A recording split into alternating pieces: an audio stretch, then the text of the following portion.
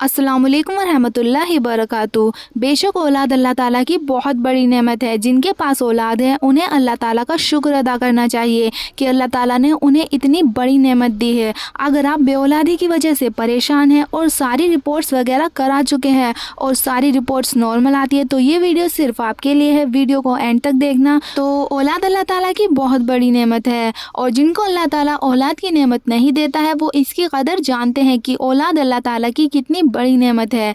इस वीडियो में एक छोटी सी दुआ शेयर करेंगे। ये दुआ उन लोगों के लिए है जिनकी औलाद नहीं है, जो औलाद की नेमत से महरूम है और बहुत कोशिशों के बाद भी औलाद की नेमत हासिल नहीं हो पा रही है। सारे टेस्ट करा चुके हैं, सब कुछ नॉर्मल है, फिर भी औलाद नसीब नहीं हो पा रही है। तो कुरान करीम की एक छोटी सी आयत है। इस आयत को 133 मरतबा पानी पर दम करके मियाँ बीवी दोनों को पीना है।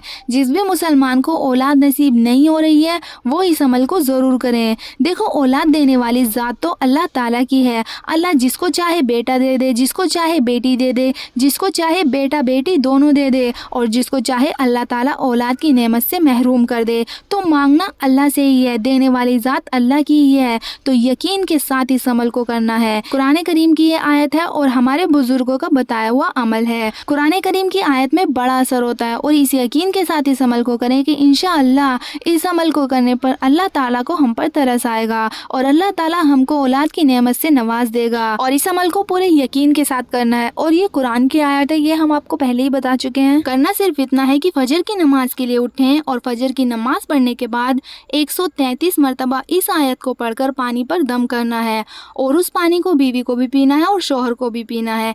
तो 133 मरतबा इस आयत को पढ़ना है। तो वो आयत कौन सी है? 25वें पारे की आयत नंबर 49 है। सूरह शुरा की 25वें पारे में 49वीं आयत है। लिल्लाहि मुल्कुस समावाति वल अर्ज़ यख्लुकु मा यशा यहबु लिमन यशाउ इनाशम व यहबु लिमन यशाउ ज़ुकूर। ये आयत है और इसका तर्जुमा ये है, तमाम बादशाहत अल्लाह ही की है, आसमानों की भी और ज़मीन की भी। वो जो चाहता है पैदा करता है, जिसे चाहता है बेटियां अता करता है और जिसे चाहता है बेटे बख्शता है। तो ये आयत है, इसको 133 मरतबा रोजाना फजर की नमाज के बाद पढ़ना है और पानी पर दम करना है। फिर उस पानी को शोहर और बीवी दोनों पिए। इंशाअल्लाह अल्लाह ताला औलाद की नेमत से नवाज देगा। तो दवा के साथ साथ इस दुआ का भी अमल शुरू करें तो इंशाअल्लाह औलाद की नेमत आपको हासिल हो जाएगी। यकीन के साथ इस अमल को करना है और सब्र करना है, मायूस नहीं होना है। और आपको तो ये पता ही होगा कि सब्र का अजर कितना बड़ा होता है, तो बिल्कुल भी मायूस नहीं होना है। जिन लोगों के औलाद नहीं है, शादी हो गई है और शादी को 1 साल हो गया, 2 साल हो गए, 3 साल हो गए, यहाँ तक कि 10 साल हो गए, फिर भी औलाद नहीं हो रही है, सब तरह के इलाज करा लिए, परेशान हो चुके हैं, मायूस हो गए हैं। और ऐसे लोग भी हैं जिनके बेटे ही बेटे हैं, बेटियां नहीं है, या बेटियां ही बेटियां हैं, बेटे नहीं है। सब कुछ अल्लाह के इख्तियार में है। दुनिया की कोई ताकत आपको औलाद दे ही नहीं सकती, इस बात को हमें समझना होगा। बाज़ दफ़ा शादी को 2 साल गुजर जाते हैं और औलाद नहीं होती तो टेंशन में आ जाते, परेशान हो जाते हैं।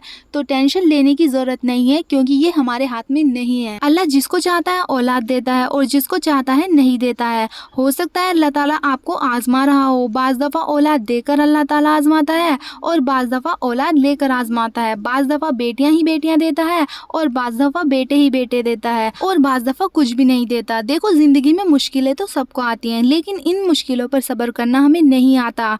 हम दुनिया भर के तरीके आजमा लेते हैं। किसी ने बता दिया यहाँ चले जाओ, वहाँ चले जाओ, हम सब जगह चले जाते हैं लेकिन हम अल्लाह ताला के करीब नहीं जाते, अल्लाह से अपना ताल्लुक मजबूत नहीं करते, इधर उधर की चीज़ों में पड़े रहते हैं। जो हमें करना चाहिए वो हम नहीं करते हैं। तो अल्लाह ताला से अपना ताल्लुक मजबूत करें और ये जो अमल बताया फजर की नमाज के बाद, इस अमल को ज़रूर करें।